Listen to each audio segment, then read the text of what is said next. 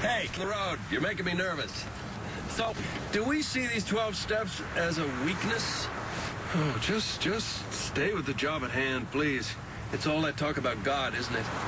Those references to a higher being, which means religion. That's part of it. That's something to be ridiculed.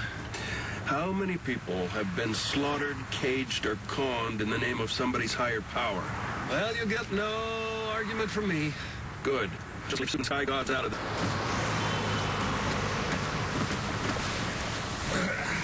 That was invigorating. Let's see. Those 12 steps. Is there anything in there we can use? Let me just check them out here. Well, you know, step 8 is a beaut. It's a classic, really.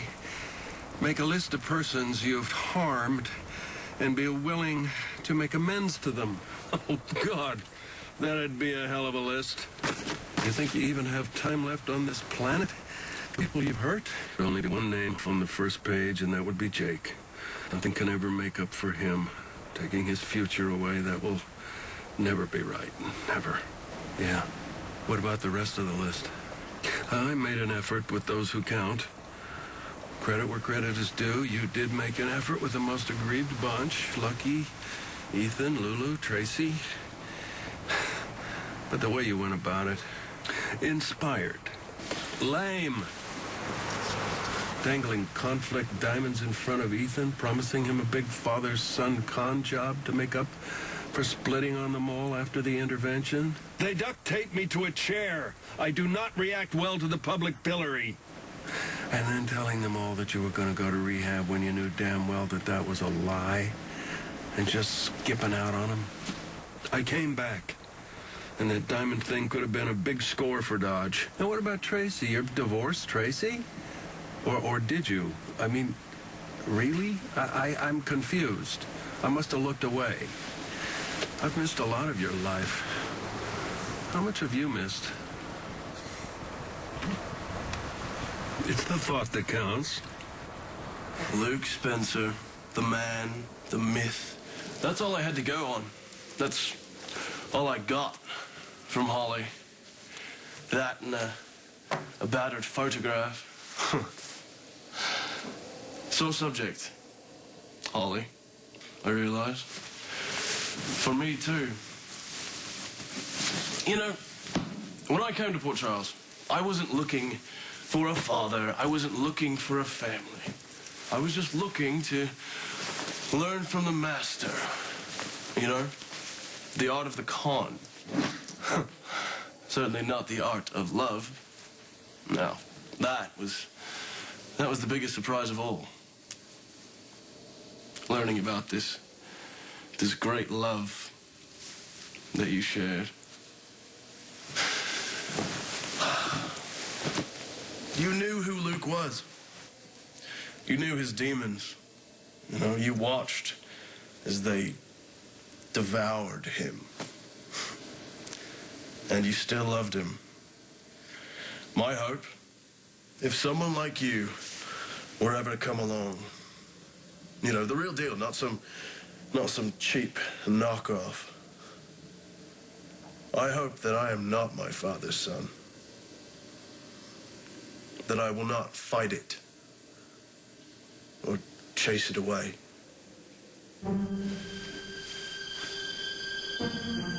So when I get back, Dad and Eden are gone, and there's no note and no message, and he's not answering his phone.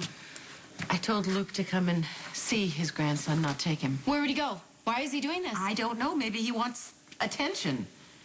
What kind of attention? To scare the hell out of everyone? Or to prove that he can hang out with his grandson without getting him killed? Oh, my God. I think that I did this. What are you talking about? I was angry, so I went off on him about how he left and his drinking. Was he drinking tonight? He says that he wasn't. You don't believe him? How am I supposed to believe anything that comes out of his mouth? He's trying to make a point and prove me wrong. I told him to stay here. Okay, did you call Ethan? Yes, he didn't answer. The Haunted Star? No. Okay, I'll call. There's a message. Should I play it? Yes. Elizabeth, if you're there, pick up. It's important. Okay, you gotta call me back as soon as you can. It's about Aiden. Lucky. It happened before. Death without just cause. Jake. You saved Jocelyn's life with his kidney. Here we are. Full circle. Now my other little boy is sick. I don't even know what's wrong with him. I mean, I don't even know if there's anything wrong with him. And I've gone and put him in a car with my dad, who chose tonight of all nights to go over to Elizabeth's. He was the only one there when I called. Does it make you nervous that he's driving? What do you think? I mean, Dad set a new standard for self-destructive, even for a Spencer. Runs in the family. I don't know. Maybe I'm just more like my dad than I care to admit. Maybe there's a part of me that just wants to finish what I started after losing Jake. You know, burning down the family house, popping pills, ripping Elizabeth's heart out. She still loves you. But you know what?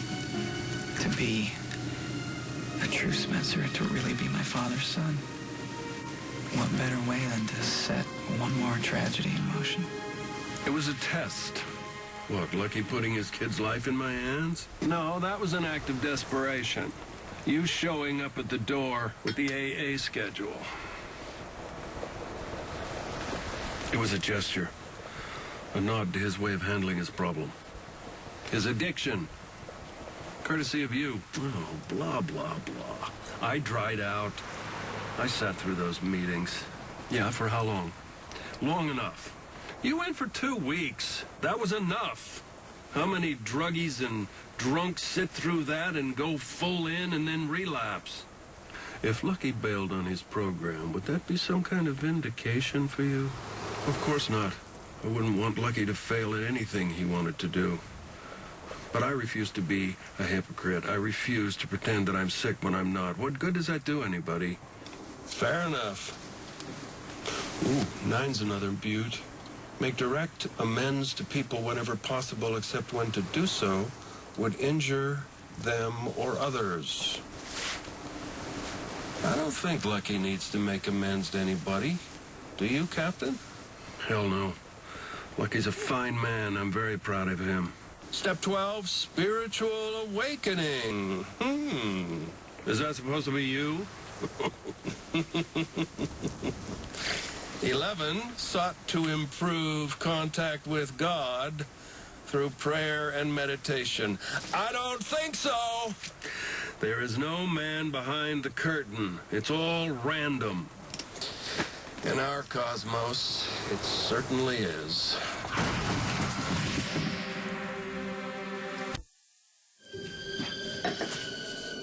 Oh, you don't mind, do you? No, of course not. Foolish question. Liquid courage. You know, I see what's happening to you. What's happening to the Spencer, like you see. All scattered. All trying so damn hard to find happiness, but failing miserably. There's Luke, denying his demons. Lulu, denying happiness. Lucky, denying reality. And then there's me. Denying what? How about what's right before my eyes? Ow!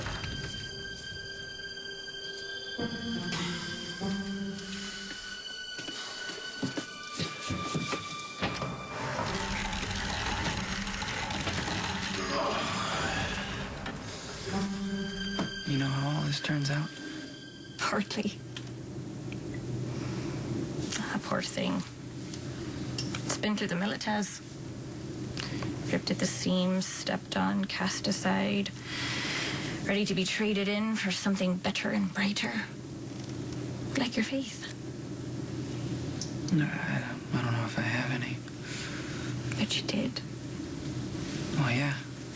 I mean, I had faith in a lot of things. My father, my parents, their marriage, love, Elizabeth, Nicholas, the list goes on. And in the thrill of the chase and the catch and the con. Don't pretend you grew up some altar boy. Doesn't matter, because it's gone now. Faith doesn't go away. It gets tested.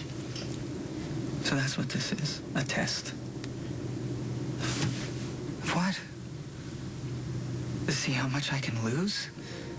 To see how far I can be beaten down? How far I can be pushed until I stick a needle in my own arm? Because if that doesn't work, there's always feeding it to the lions. I'm no martyr. Okay? I'm just a realist. You're so damn thick.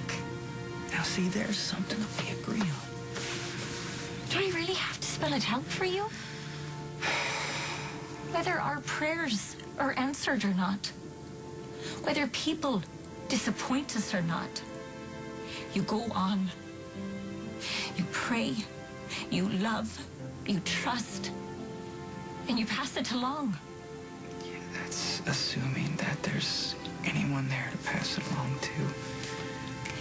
Faith, by definition, means that you keep believing even though you can't know. And with each new leap of faith that you trust yourself to make, your heart gets fuller. That heart of yours is shrinking away to nothing.